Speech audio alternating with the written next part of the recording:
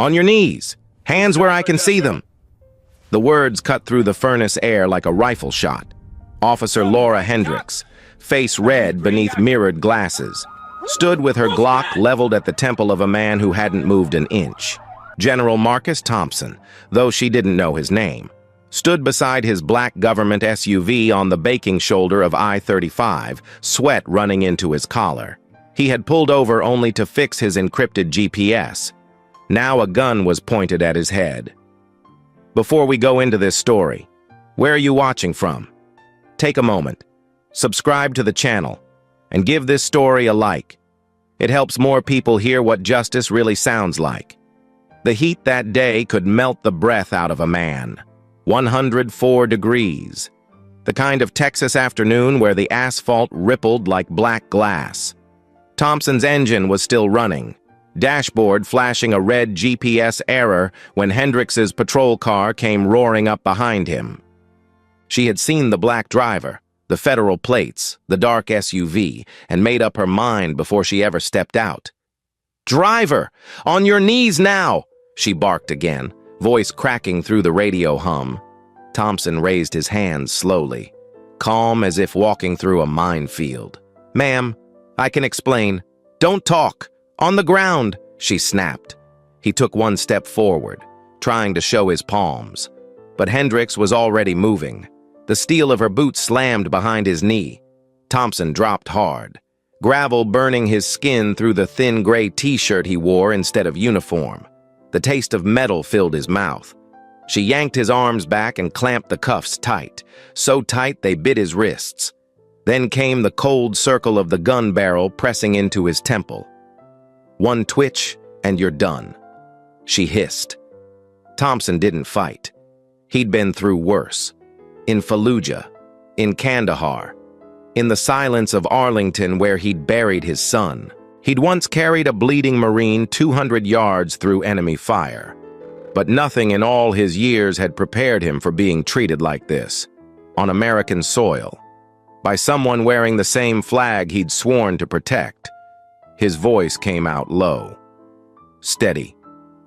"Ma'am, that vehicle you're touching belongs to the United States Army. Check the plates before you do something you can't undo." But she didn't listen. She was sweating through her uniform, jaw locked, eyes wild. "You think plates mean you can sneak anything across this highway? We've been told about your kind." The words hung in the air. Your kind. Thompson's jaw flexed, but he didn't move. He heard a faint buzzing, then a soft click, the sound of a cell phone camera nearby. Down the shoulder, a teenage boy had stepped out of a dusty pickup.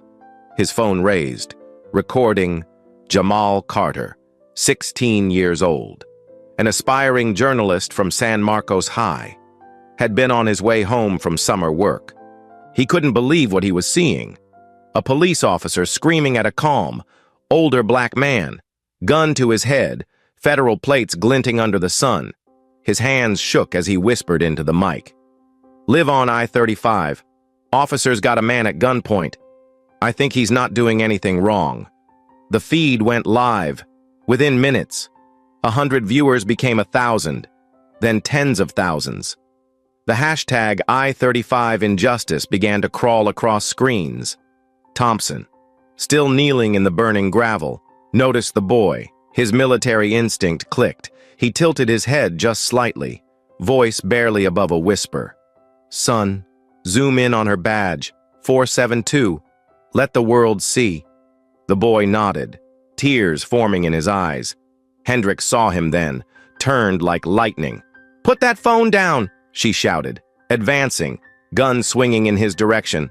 "Delete that or I'll. Don't you point that at my kid." Jamal's father yelled from the pickup, rushing forward. One hand raised. Hendricks froze. The weapon caught between 3 targets, the boy, the father, and the man still kneeling in the heat. Thompson's voice came again, calm, commanding, like a general briefing a unit before battle. "Ma'am, you're escalating. Step back. Lower your weapon." For a second, it almost worked, but the panic in her eyes deepened.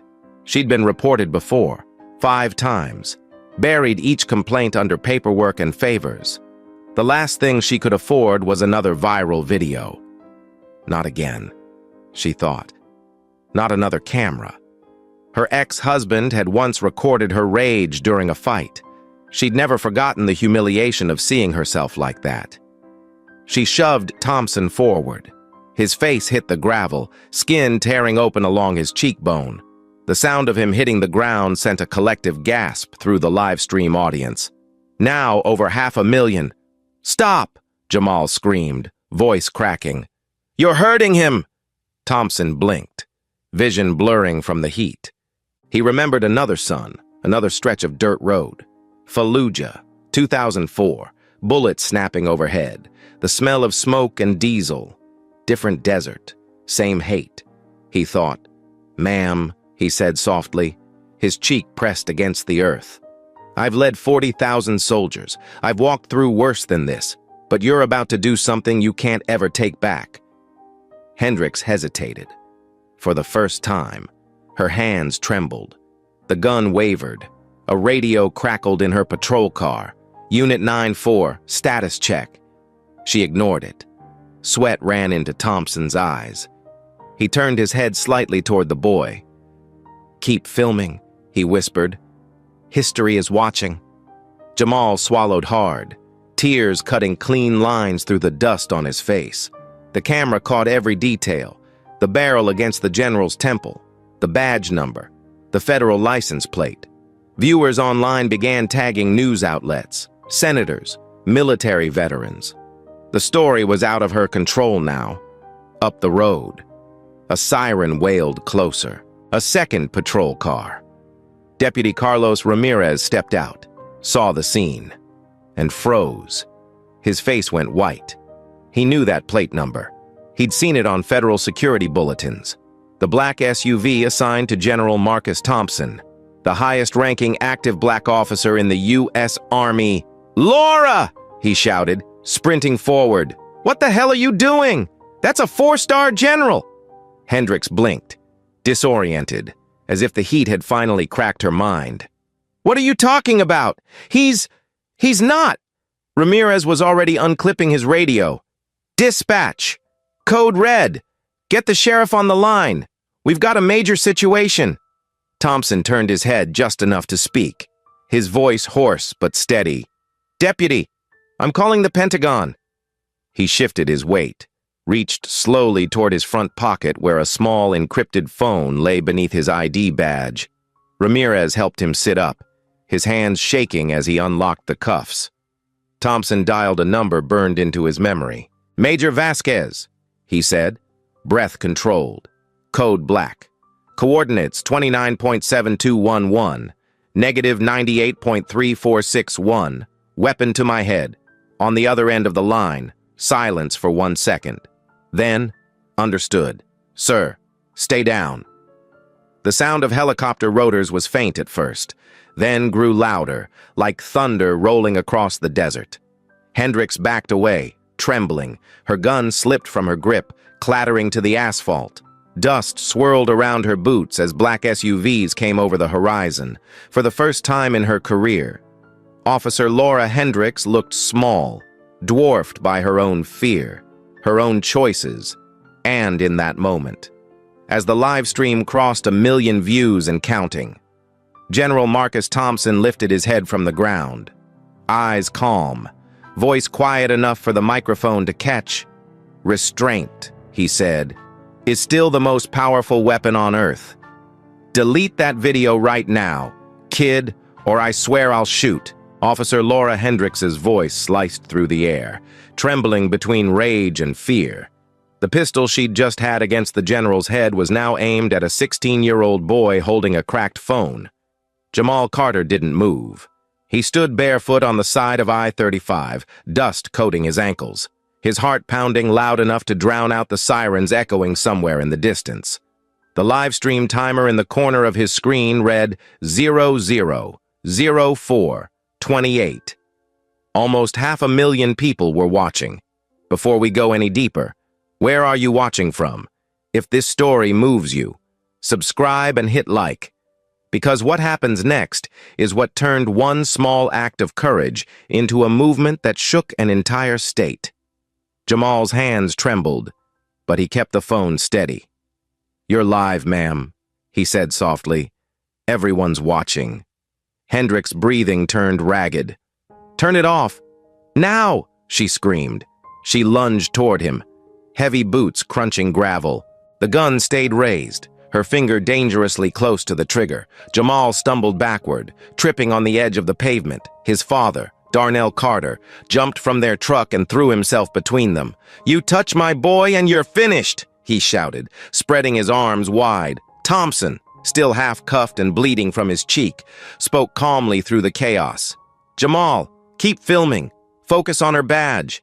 The truth needs witnesses." The boy's voice cracked. "I'm scared." "Sir, so am I," Thompson said, eyes steady. "But courage isn't the absence of fear. It's moving anyway." Hendricks' jaw tightened. "Stop talking to him," she snapped, then spun back toward Darnell. "You interfere. I'll arrest you both for obstruction." "Obstruction?" Darnell barked, laughing bitterly. "You're the one pointing a gun at an unarmed man on the side of the road." The livestream chat was exploding. Thousands of comments per second. "Who is this officer?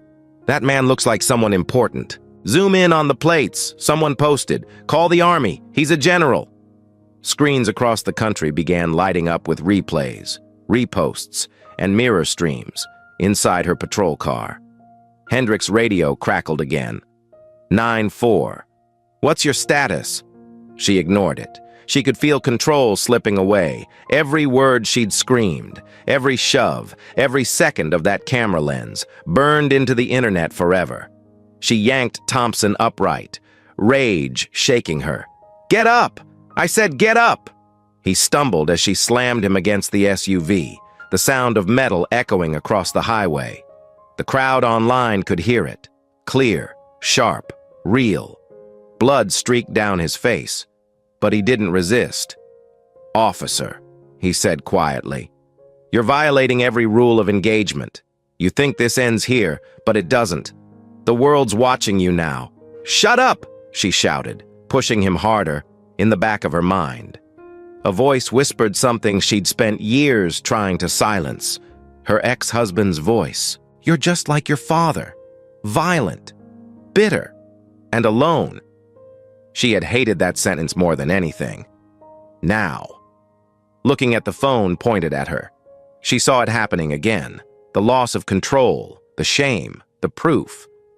Thompson's calm made it worse. "Ma'am," he said, "I'm not your enemy." That was when she snapped. "Don't tell me who I am," she screamed, slamming the butt of her gun against the SUV beside his head. The camera caught it all. The flash of metal, the flinch, the blood. The live stream hit 1 million viewers. News outlets began to mirror it. On one split screen, CNN anchor Wolf Blitzer's voice broke in. "We're following breaking footage coming out of Texas, where an officer has a firearm drawn on what sources say might be a high-ranking military official." Darnell's phone buzzed with notifications. "It's everywhere," he whispered. "Lord help us." At that moment, Deputy Carlos Ramirez's cruiser skidded to a stop, gravel spraying across the shoulder. "What in God's name is happening here?" he shouted, rushing toward them. "Back off!" Hendricks barked. "I've got this handled." Ramirez's eyes went wide when he saw the plate. Black letters, Federal Seal, U.S. Army Identifier. "Laura," he said, lowering his voice. "Do you even know who this is?" Another smart mouth trying to get himself shot. She snapped. "That's General Marcus Thompson," Ramirez shouted. "4 stars. Commander of the Central Command Group. You just cuffed the highest-ranking black general in the United States Army." The color drained from her face. "You're lying," she whispered. Thompson straightened slowly, his hands still bound. "He's not." Jamal's live stream zoomed in on the moment, her eyes widening, the trembling hand lowering the gun, the sudden silence broken only by wind. The comments section exploded again. "Oh my God, it's true. That's the general from the Medal of Honor ceremony. This woman's done." Hendricks looked around like an animal trapped in light. I didn't know. He didn't. Why didn't you tell me who you were? Thompson stared at her, voice quiet but unflinching. Because I shouldn't have to. Those 5 words rolled through the live stream like thunder. Reporters clipped it instantly. Millions of people replayed the sentence in slow motion. It became a rallying cry overnight. Ramirez moved to unlock the cuffs, but Thompson raised one hand. Not yet. He said, "Document everything first." He turned to Jamal. "Son, show them the timestamp. Make sure the plates and badge are visible." The boy nodded, zooming in on Hendricks' badge number, 472, her last name, shining clear on the screen. Hendricks stumbled backward, eyes glassy. She reached for her radio. "Dispatch, I need." Ramirez cut her off. "You need to stand down. Officer, I'm calling the sheriff." "You'd better," he said, his voice hardening, "because in about 5 minutes, half the Pentagon's going to be calling him too." The boy's father helped Thompson to his feet. "Sir, you okay?" Thompson nodded faintly.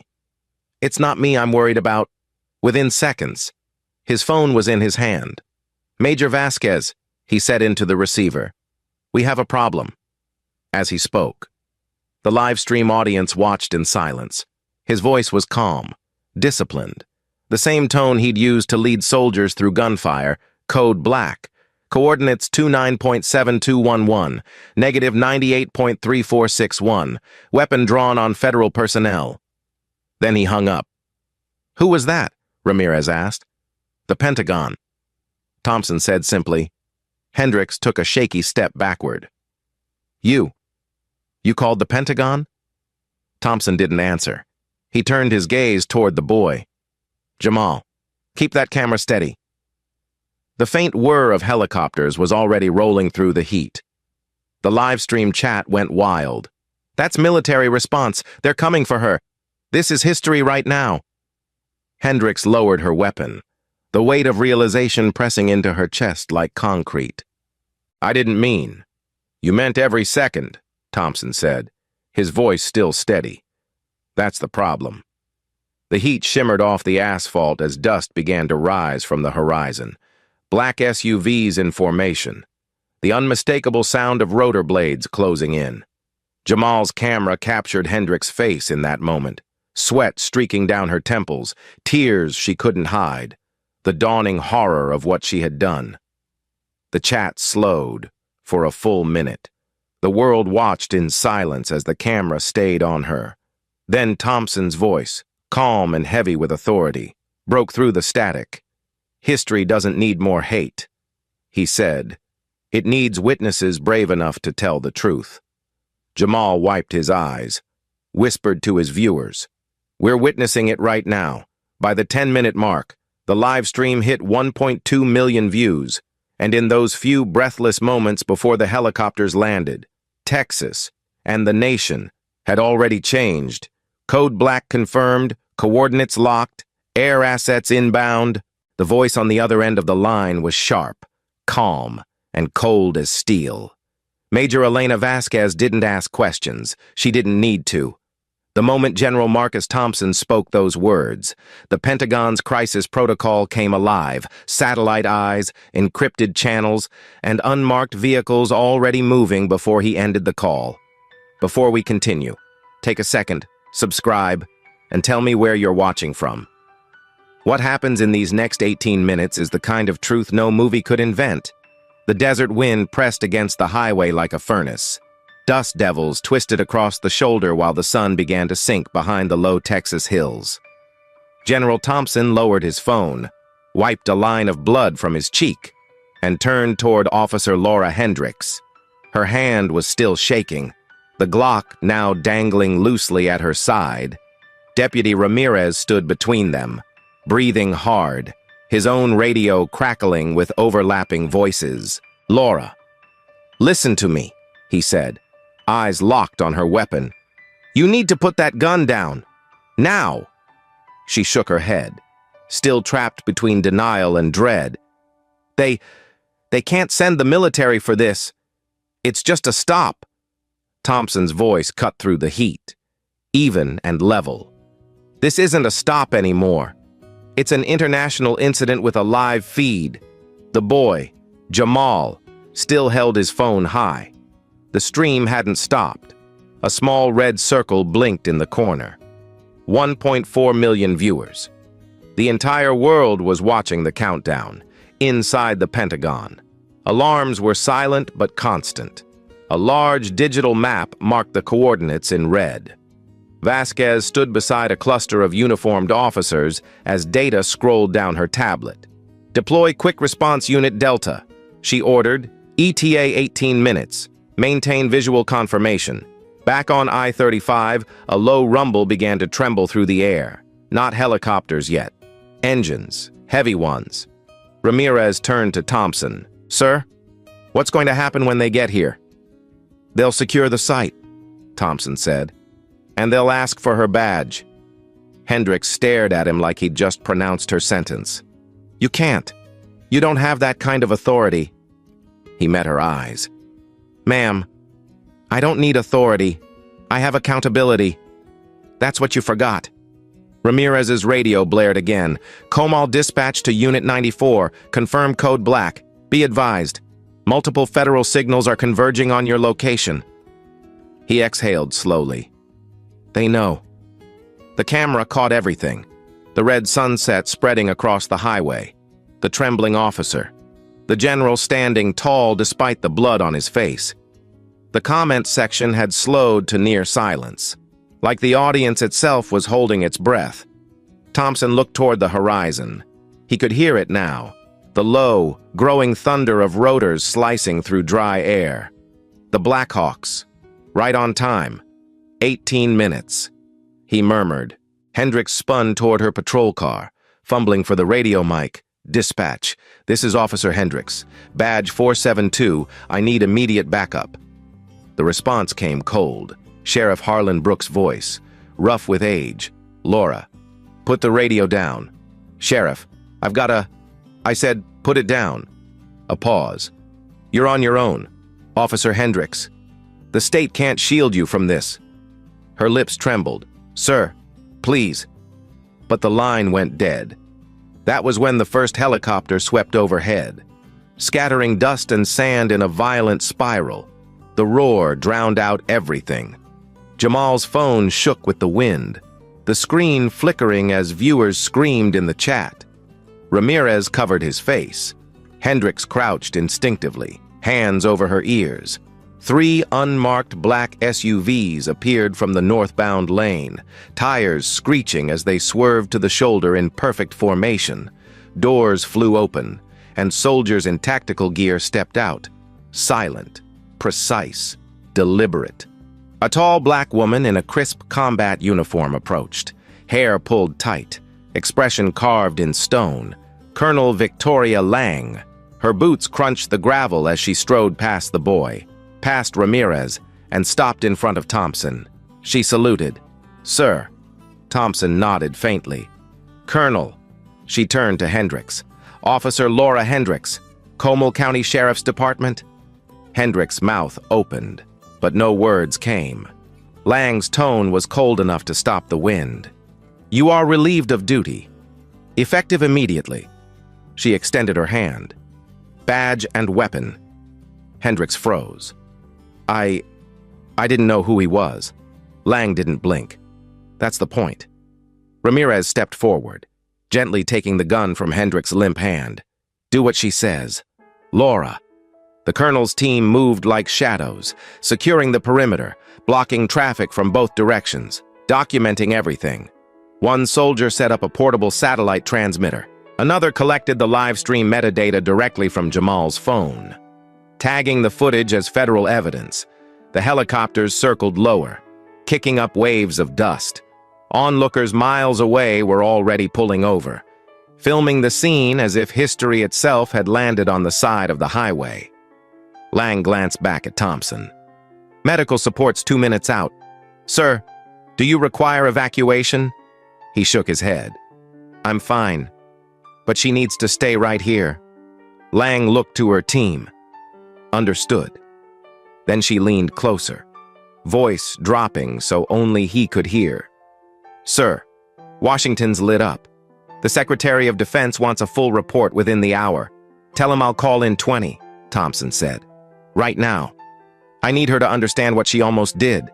He took a slow step toward Hendricks. The soldiers didn't interfere. The wind had stilled. The only sound was the faint hum of the choppers holding position above them.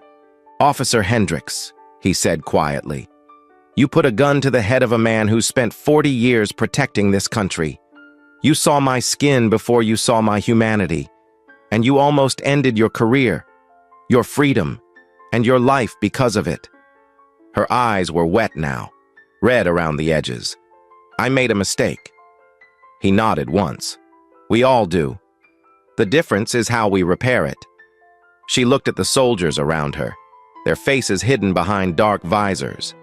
She could see her reflection, small, broken, surrounded. Lang's voice came again, sharp as a command. "Officer, you are being detained for assault on a federal officer pending full investigation. Any attempt to flee will be considered obstruction." Hendricks' knees gave out. She dropped onto the gravel, hands limp at her sides. "Please," she whispered. I just lost control." Thompson stared down at her, silent for a long moment. The pain in his cheek pulsed with every heartbeat, but his voice stayed calm. "Control," he said, "isn't something you lose. It's something you give away." The words settled over the highway like judgment. Ramirez swallowed hard, then looked at the boy. "Jamal, you can stop filming now." Jamal shook his head. "No, sir. The world still needs to see the ending." Lang gave a short nod. "Let him finish."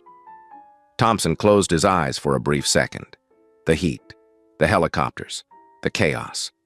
It all blurred into one long exhale. He thought of Fallujah again, of the screaming, the dust.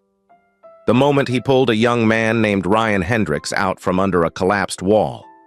The irony stung when he opened his eyes. Lang was holding out an iPad, its screen glowing under the harsh light. "Sir," she said quietly, "we found something you'll want to see." The feed showed an old military photo, Fallujah, 2004. In it, a younger Marcus Thompson carried a wounded Marine out of smoke and rubble. The Marine's name tag read Hendricks. Thompson's breath caught. Ryan Hendricks. Lang nodded. "Her brother." Thompson turned slowly toward the trembling officer on the ground. "You have a brother named Ryan?" She nodded weakly. He's been in rehab for years. He never told me much about that day." Lang lowered the iPad. He said the man who carried him was a hero. Now you know his name, for the first time since it began.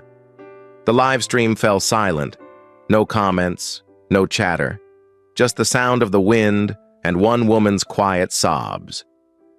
Thompson looked toward Jamal's phone one last time. "End it," he said softly. "We've shown enough."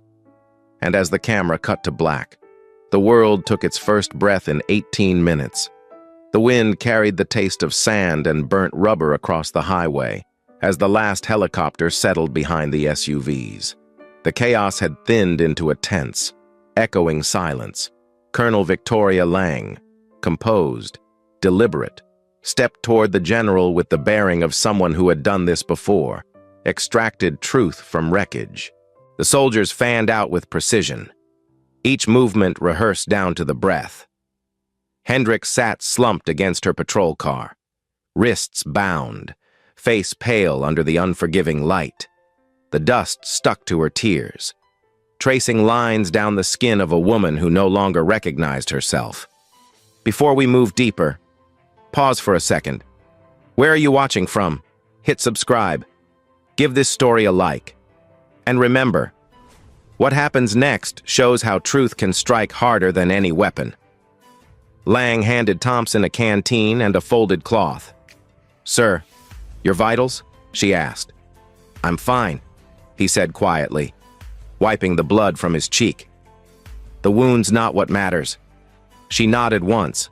Her eyes shifted toward Hendricks. Then let's address what does. The colonel signaled to one of her aides, who approached carrying an iPad sealed in a black case. She entered a code, then placed it on the hood of the SUV. We pulled this from the Department of Defense archive. She said, "Before we proceed, you should both see it." Hendricks' voice cracked. "I don't understand. What is this?" Lang's tone was clipped. "Military. A photograph, dated November 7th, 2004. Fallujah, Iraq." The screen flickered to life. The image filled it. A younger Marcus Thompson in desert camouflage, sweat and soot covering his face, carrying a wounded Marine through a haze of orange smoke. The wounded man's uniform was shredded, his leg wrapped in a field tourniquet. His name patch read, "Hendricks." Thompson froze. He remembered the heat of that moment, the blast that tore through the Humvee column, the screaming, the rubble.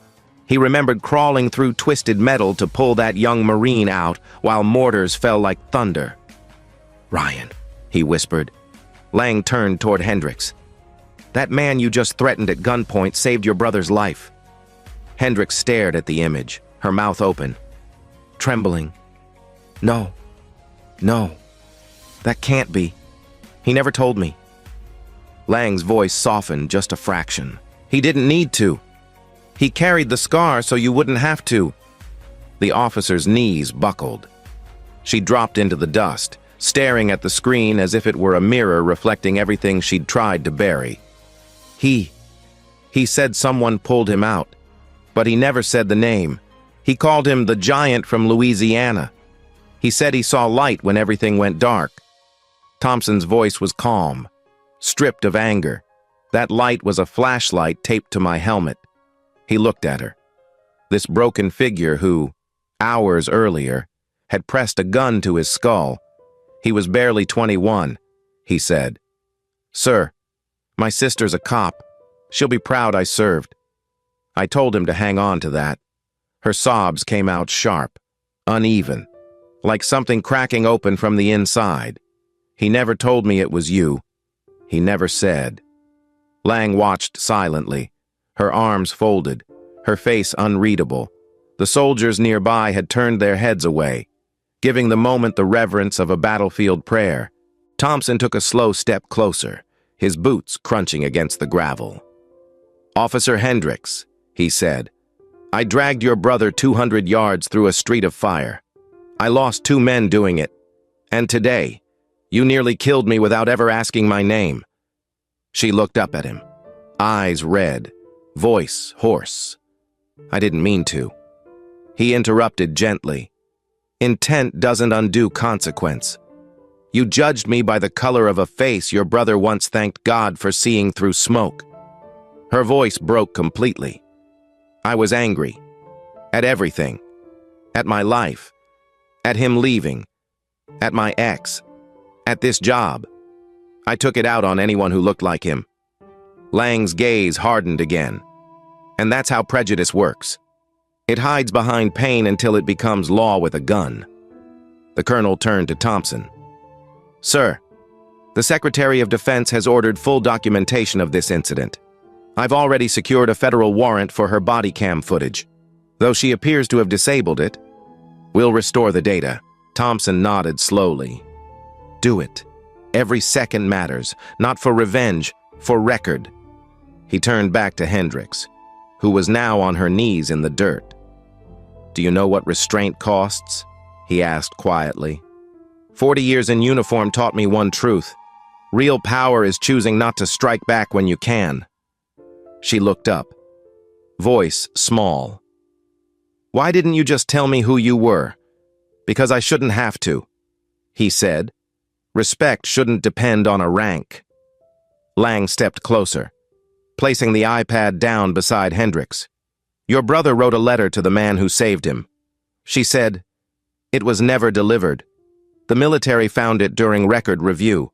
He said he wanted to thank the soldier who gave him back his life. You might want to read it." The colonel unfolded a printed page and read aloud, "Sir, I don't know your name, but I owe you mine. If you ever meet my sister, tell her forgiveness is the hardest medal to earn. Semper Fi. Hendricks' head dropped, tears hitting the gravel. She whispered through them. He said forgiveness. He said that word. Thompson exhaled slowly, then started earning it. Lang gave him a small nod. Sir, medical team's ready. We'll escort her back to base for processing. He looked toward the sky, now streaked with orange light. No, he said softly. Let her stay for 1 minute. Let her understand what this moment means. The colonel hesitated, then gestured to her team to hold position. The highway had emptied. Even the wind seemed to pause. Hendricks lifted her head. What happens to me now? She asked. You face the truth, Thompson said. The same truth your brother faced in the desert. You survive it, or you change because of it. Lang's radio buzzed. Colonel, Austin Media is reporting live. The footage has been verified by the Department of Defense. Public response is escalating statewide. Copy that, Lang said quietly. It's already out. Thompson looked toward the teenage boy who had filmed everything. Jamal, he said. Thank you for being brave. Jamal lowered the camera, still shaking. Sir, I didn't know what else to do. You did enough, Thompson replied. You showed the world what words alone can't. Lang turned back to Hendricks. Officer, by order of Federal Command, you are suspended without pay pending full review. Your weapon and badge will remain in evidence. Hendricks didn't protest. Her voice was almost gone. Please tell my daughter. Tell her I'm sorry. Thompson's tone softened just slightly. Tell her yourself. But don't ask her to forgive you until you forgive yourself. Lang placed a hand on the general's shoulder. We need to move. Sir. He nodded. I know. As the soldiers led Hendricks toward the transport vehicle, she turned back one last time. The setting sun caught the tear-streaked dust on her face, turning it to gold. You saved my brother, she said quietly, and I almost destroyed everything he believed in. Thompson held her gaze. Then don't waste the life he fought to give you. The engines roared to life again. The helicopters lifted, scattering the last of the dust. Jamal's camera caught the moment the convoy rolled away, an image that would replay across the nation before nightfall. A humbled officer, a scarred general, and the silence between them where forgiveness had begun to take shape. As the sky dimmed, Colonel Lang's voice came over the radio.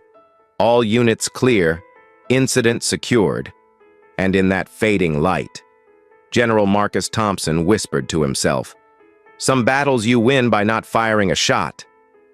The evening sun was bleeding into the horizon when Sheriff Harlan Brooks's cruiser pulled up behind the convoy.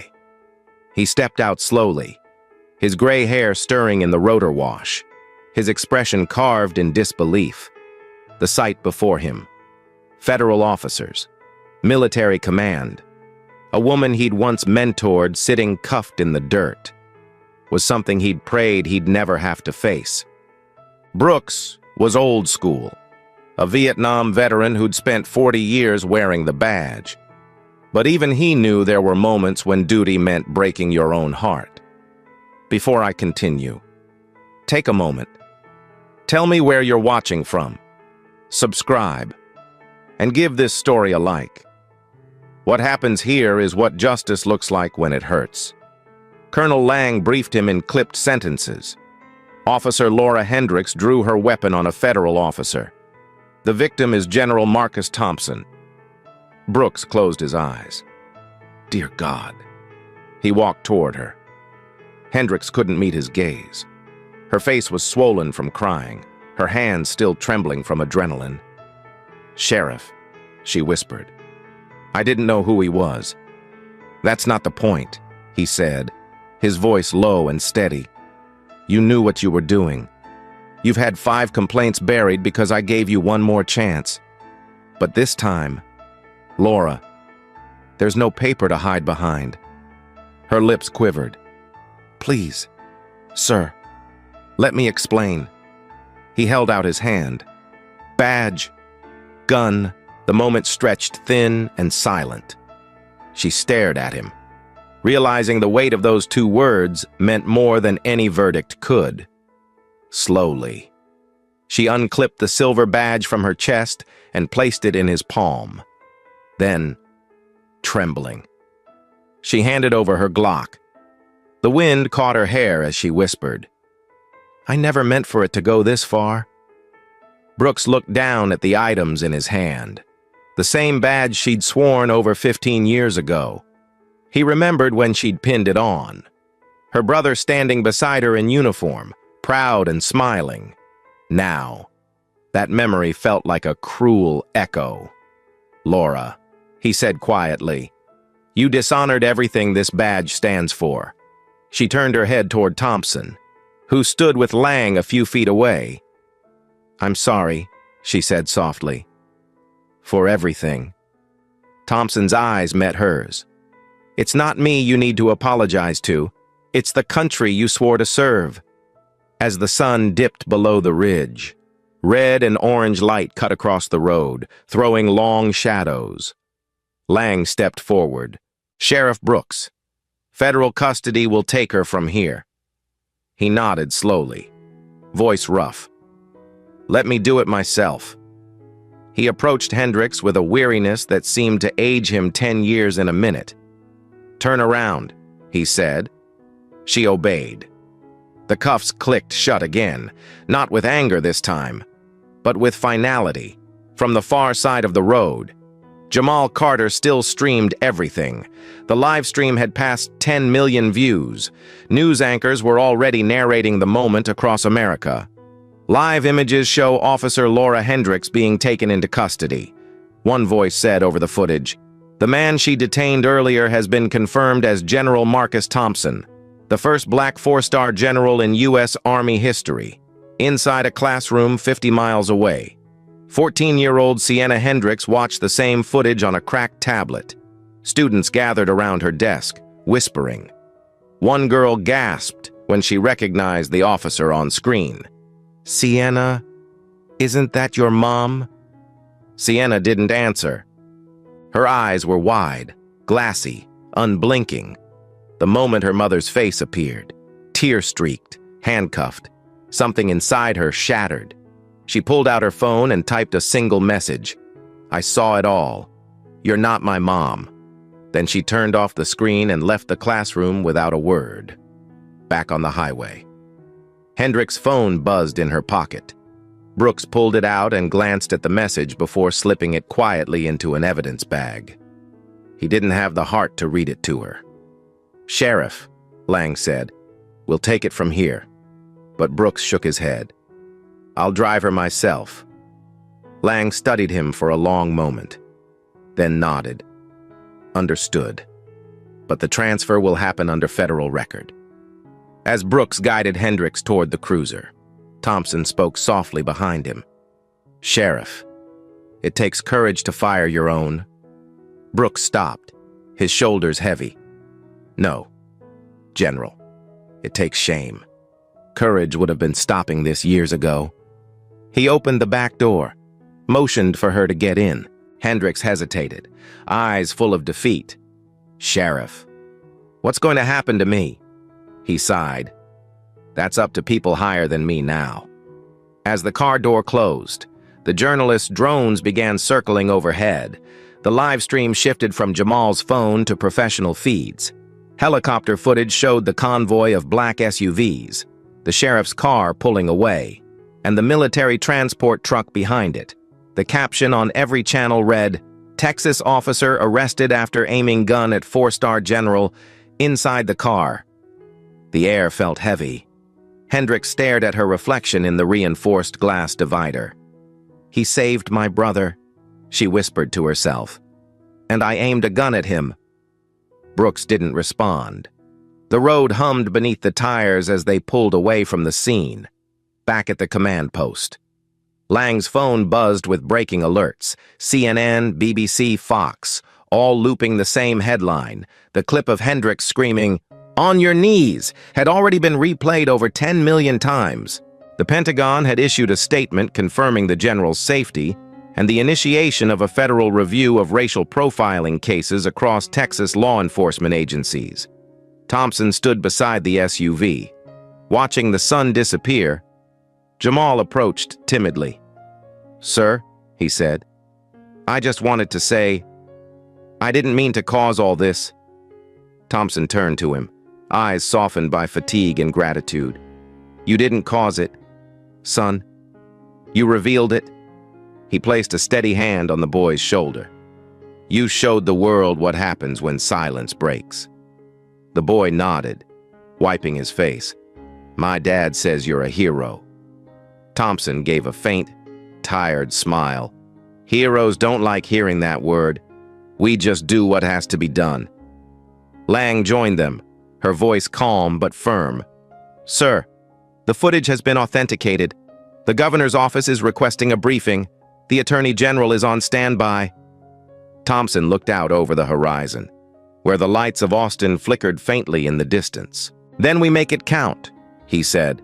"This can't end as another scandal. It needs to start something." Lang nodded. "Understood." In a motel off I-35, 50 miles north. Sienna sat on her bed, the room lit only by the glow of the TV. The reporter's voice filled the silence. "Tonight, the video that shocked the nation has surpassed 10 million views. The suspect, Officer Laura Hendricks, is in custody pending investigation. Sources say her daughter watched the incident live." Sienna pulled the blanket around her shoulders, tears sliding silently down her face. "She told me cops protect people." She whispered. "She lied." Meanwhile, back at the Comal County Sheriff's Office, the night shift clerk looked up as Brooks walked in, his face pale and tired. He handed over the evidence bag and sighed. "Book her under federal transfer," he said. When Hendricks stepped inside the holding area, she could still hear the faint echo of helicopters outside. The walls smelled of bleach and regret. She turned toward Brooks as he signed the paperwork. "Sheriff," she said softly, "do you think people can change?" He looked up, his eyes heavy. "Yes," he said, "but not until they stop pretending they were right."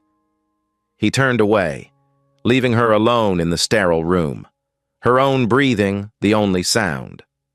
At 8:17 p.m., the major networks cut to a live update. Wolf Blitzer's voice filled millions of homes. Tonight, a shocking video out of Texas has ignited national outrage. The footage shows an officer pointing a gun at four-star General Marcus Thompson during what appears to be a routine stop. The Department of Justice confirms a federal civil rights probe is now underway, as Brooks drove home in silence. His radio played the coverage. The words, "historic reform" and "national reckoning" drifted through the static. He glanced at the sky and murmured to himself, "We've been needing this for a long time." And across the nation, screens flickered with the image of a badge being handed over at sunset. A single moment that told a story older than any headline. How power collapses when truth stands still. The sun had barely risen over Austin when the first crowd gathered on the Capitol steps. At first, there were only a few dozen, students, veterans, pastors, but by noon, the plaza was packed shoulder to shoulder, 12,000 strong. Signs waved above the heat. One phone saved a life, no badge above the law. Justice for all.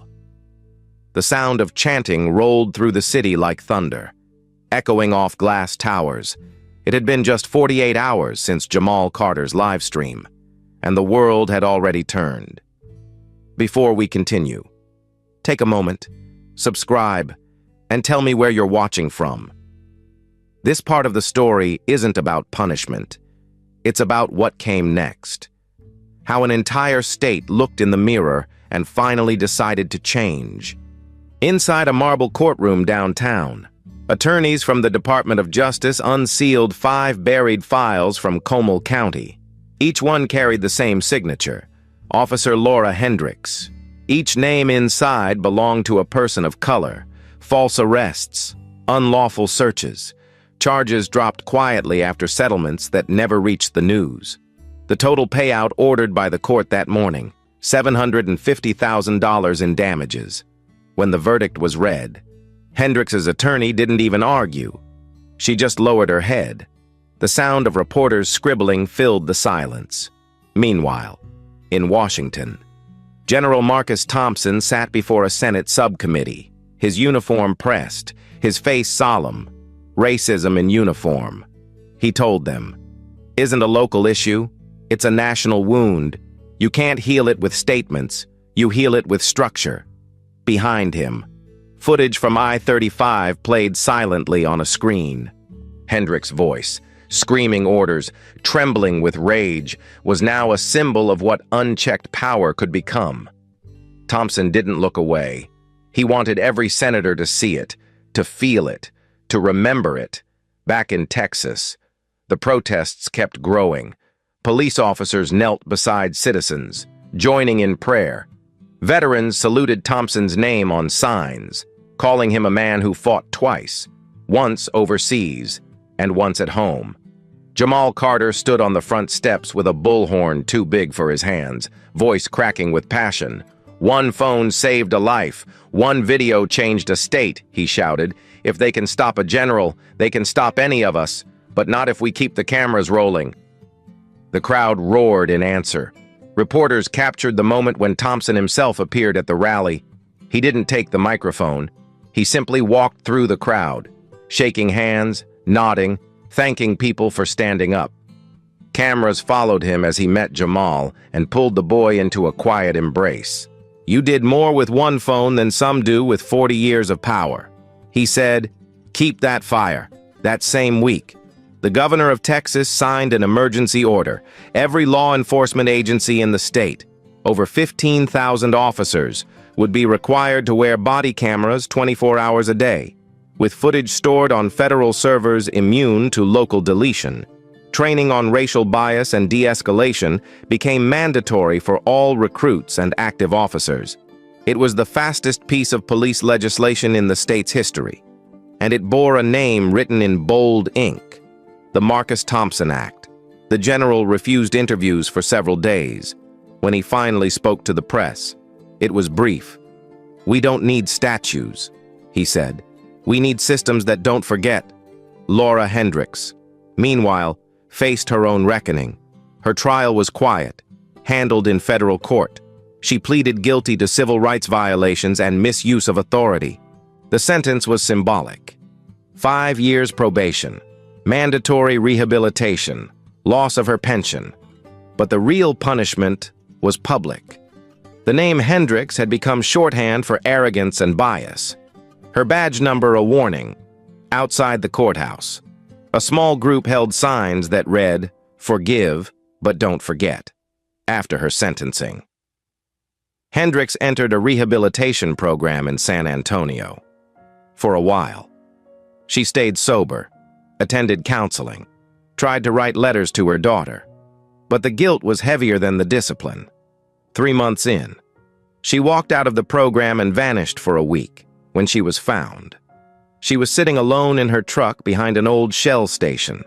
Empty bottles on the passenger seat. No violence, no resistance, just exhaustion.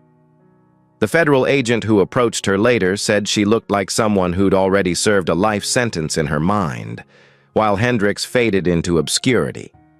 Thompson's influence grew beyond the military. He launched the Marcus Thompson Fund, a $2 million scholarship program for the children of racial profiling victims. The first check went to Jamal Carter, whose live stream had changed everything. It would cover his tuition at Harvard, where he planned to study journalism. When Thompson handed the scholarship certificate to him at a small ceremony, the cameras flashed, but Thompson didn't smile. He said only, "Use this to speak truth where silence still lives." The story reached beyond Texas. Universities debated the meaning of restraint in leadership classes. Churches used the footage as a sermon on justice and humility. Even the Pentagon released a training film titled Code Black, Lessons from I-35, mandatory for every new recruit across the nation. The phrase "zoom in on her badge" became a metaphor for accountability, a reminder that power must always be watched. 6 months after the incident, Austin unveiled a bronze plaque at the state capitol. It didn't show faces or ranks. It bore only 2 sentences. Restraint is the ultimate weapon. One phone call can end a system that night. As the city lights glowed against the Texas sky, Thompson stood at his hotel window overlooking the crowd below. The chants had quieted, replaced by soft music and candlelight. For the first time in months, he felt still. In his hand was a letter from Jamal, typed in neat black font. "You said courage is doing what must be done. I just wanted to thank you for teaching me that courage can also mean staying calm." He folded it carefully, placed it beside his Medal of Honor case, and turned off the light. Outside, the street still echoed faintly with his own words spoken months before. Words now etched into law and memory alike. Restraint is the ultimate weapon. 6 months after the Texas sunset that changed her life, Officer Laura Hendricks mopped the cracked tiles of a gas station off I-35, the same highway where everything ended. The Shell logo above the pumps flickered weakly, one bulb short, casting a pale light over the rusted pickup she now lived in. Her uniform was gone. Her blue shirt had faded to gray. She worked nights for minimum wage, sweeping cigarette butts and refilling windshield fluid, invisible to the travelers rushing past. Every time a patrol car passed on the highway, her shoulders tensed out of habit. The badge she once wore had been replaced by a plastic name tag that read simply Laura.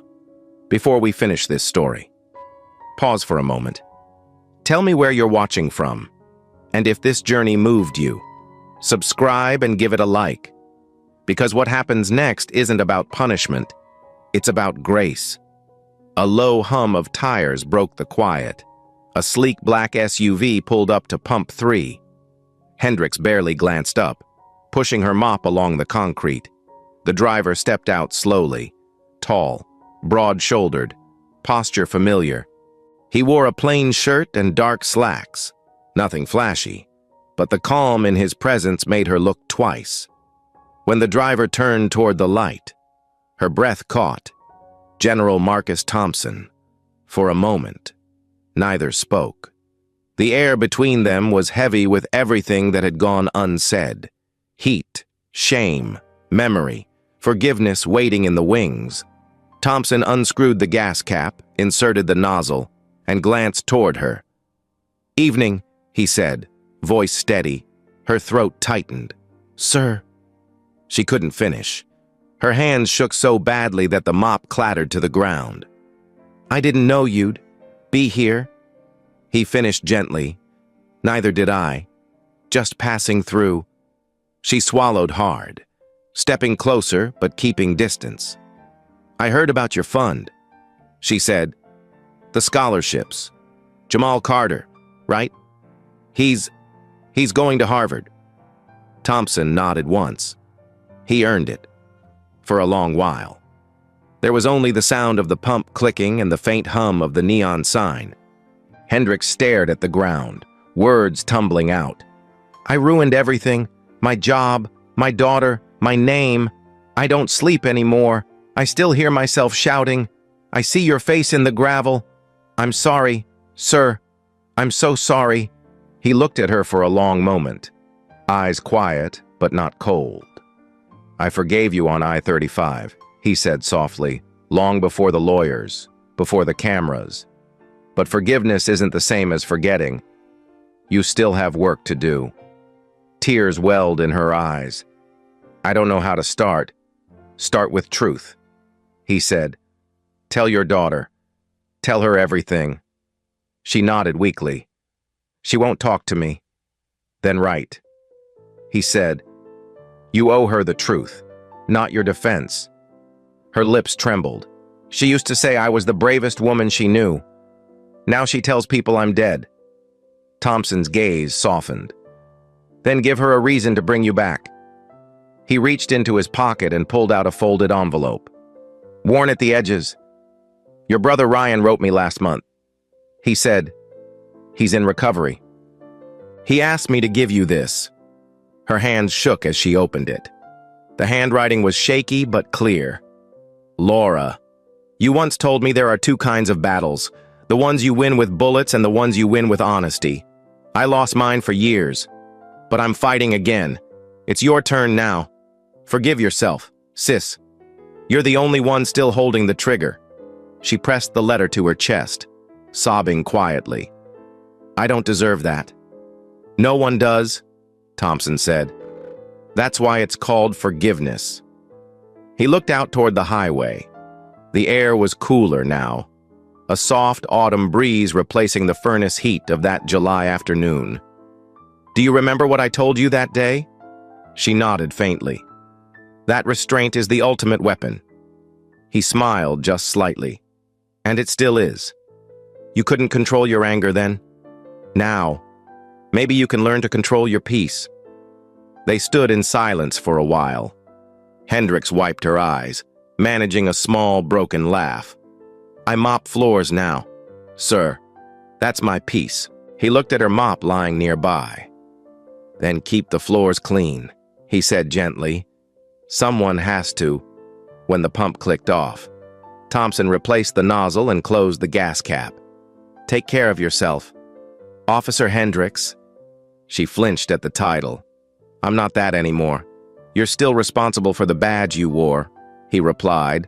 That doesn't end with the uniform. As he turned to leave, she stepped forward. General, do you think redemption's real? He paused at the driver's door, the glow of the station lights reflecting off his face. It's real, he said quietly, but it's not a feeling. It's a lifetime. He gave her a small nod, then drove off into the night. The taillights faded into the horizon until they were swallowed by darkness. Hendricks stood alone under the flickering neon, clutching the letter to her chest. For the first time in months, she didn't feel the need to run. Across the state, life was changing in visible ways. The Marcus Thompson Act had gone into full effect. Every officer now wore a live body cam connected to a state server. In training rooms across Texas, recruits watched the footage from I-35 as a lesson in humility. Schools invited Jamal Carter to speak about journalism and truth. He told them, a camera doesn't change people. Accountability does. His Harvard scholarship became the first of 40 awarded that year.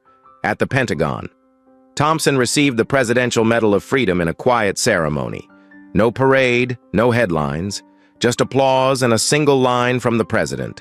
Some men fight wars abroad, others stop them from starting at home.